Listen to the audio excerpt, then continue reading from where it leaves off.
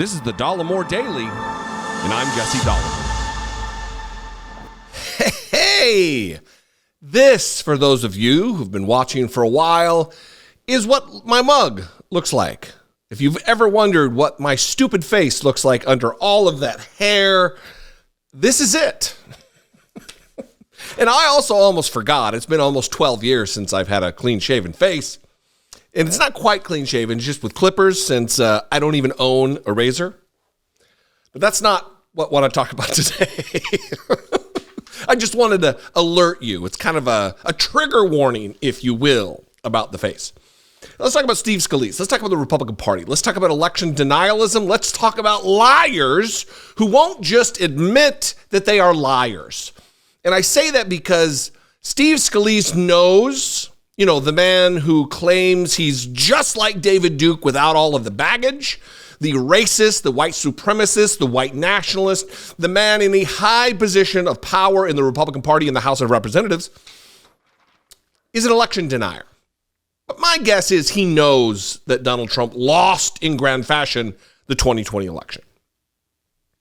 So the question that comes to mind is, why exactly is he lying? Why is he continuing to lie? Why is he, against all embarrassment that he faces, when asked 5, 6, 7 maybe times inside of a 2-minute clip here that I'm getting ready to play, why does he continue to evade the question? Why not just come out and say, yes, Donald Trump won? He doesn't do that because he knows Donald Trump didn't, and it would be an embarrassment of logic and reason and rationality and dealing with reality on reality's terms for him. So what he does is he skirts and he dodges and he bobs and he weaves and he avoids and he evades for Donald Trump's sake, for his own sake, because he doesn't want to enrage Donald Trump. Watch this clip of Steve Scalise, remember, David Duke without the baggage, talking to George Stephanopoulos. And he's asked really 5 or 6 times in this short clip if Donald Trump lost or won the election in 2020, and watch this chaos. Right now. Can you say unequivocally that the 2020 election was not stolen? Well, what I've told you is there are states that didn't follow their laws. That is what the state constitution, the U.S. Constitution requires. I've seen in my own state where we had to send our elections commissioner to jail years ago for fraud and corruption, and we cleaned up our act in our state. Every state ought to follow the laws that are on their books. That's what the U.S. Constitution says. That's not what I asked. I said, can you say unequivocally that the 2020 election was not stolen? Look, Joe Biden's president. I know you and others want to talk about 2020. We're focused on the future. We've talked about 2020 a lot. We're talking about how to get our country back on track, how to get our economy moving, how to stand up to the bad actors around the world. Xi is not slowing down in China. He's looking at Taiwan. You see what's going on in Russia. You see what Iran is doing to work with Hamas and other terrorist organizations. This administration needs to pick up the pace. They're not standing up to the bad actors around the world. They need to. We're passing bills to address this through the House. The Senate needs to take action. The president needs to take action as well. That's what we're focused on in the House. I know that Joe Biden is president. I'm asking you a different question. Can you say unequivocally that the 2020 election was not stolen?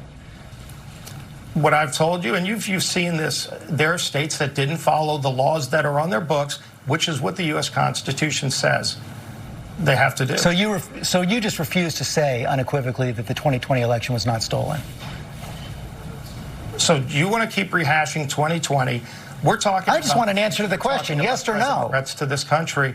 We've talked about this before, but again, will you acknowledge that there were states that didn't follow the actual state legislative enacted laws on their books, which the U.S. Constitution says they're supposed to do? I know that every court that looked at whether the election was stolen said it wasn't, rejected those claims. And I asked you a very, very simple question. Now I've asked it, I think, the 5th time that you can't appear to answer. Can you say unequivocally the 2020 election was not stolen? I told you there were a handful of states that didn't follow their laws. The rest did. The rest followed. And again, states that Trump won, states that Biden won, that did follow their laws. I mean, really, it's easy to lose count because it's back and forth and back and forth and back and forth. 5 or 6 times was my count.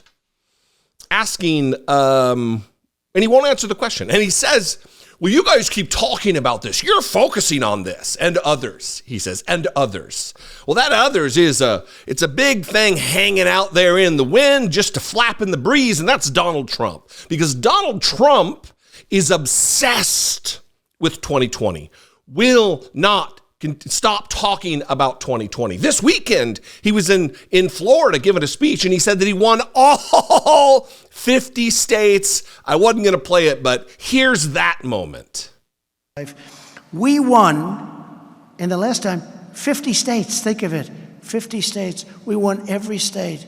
We then did great in the election. We got 12 million more votes or so, 12 million more votes than we got the first time. I was told, if you get 63 million votes, you can't lose. John McLaughlin said it, great pollster. Fabrizio said it, Tony Fabrizio, great pollster. We got millions and millions more votes than that, and bad things happen. So Donald Trump won't stop talking about 2020 and the election that wasn't his. It's not the press. It's not us. We would love to stop talking about it, except for the fact that upwards of 50%, I would say it's more like 35% of the country, still has doubts about what took place in 2020 because of Donald Trump's self-manufactured conspiracy theory. Remember, leading up to the election, he was saying it was going to be rigged. If we lose, it's going to be rigged. It's rigged if we lose. It's rigged, rigged, rigged, rigged, rigged. He wouldn't stop talking about it. And then, in the middle, before the election was even over, before the votes were even counted, he declared himself the winner and said that there was a fraud on a widespread basis. And then case after case after case after case after case after case after case after case after case after case after case was thrown out of courts all across the country, in municipalities all across the country, jurisdictions all across the country, saying, nah, it wasn't rigged. It wasn't fixed. You didn't win. This was legal, this was legit, this was free and fair, and now it's settled, and Donald Trump won't quit talking about it. So the reason it's important to ask the question is because you won't answer the question, Steve Scalise. The reason it's imperative that we get an answer from someone, even if it's David Duke without the baggage, the reason it's important is because you are being so evasive about just talking about reality. So it needs to be settled once and for all of the election deniers, and you're continuing to sow doubt in the efficacy of American democracy. That's why it's important to continue to talk about it. We're not focused on it. You are focused on it. This is what we got. This is who we are as America in 2024 nearly.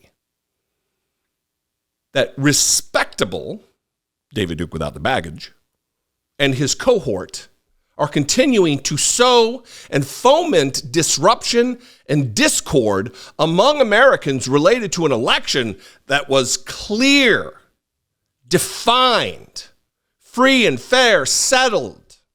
Joe Biden won.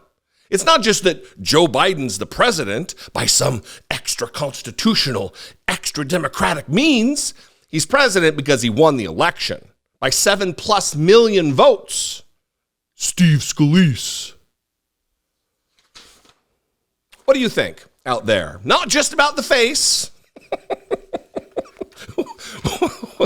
What do you think about this? I'd love to know. We can mix it up in the comments. Please leave a comment below about the hideousness or the beauty of the mug. But if you'd like to leave me a voicemail about this topic, please consider it. 714-576-4054 is the number. You can also email me, hopefully about the topic and not my face, daily@dollemore.com. I would love to hear from you.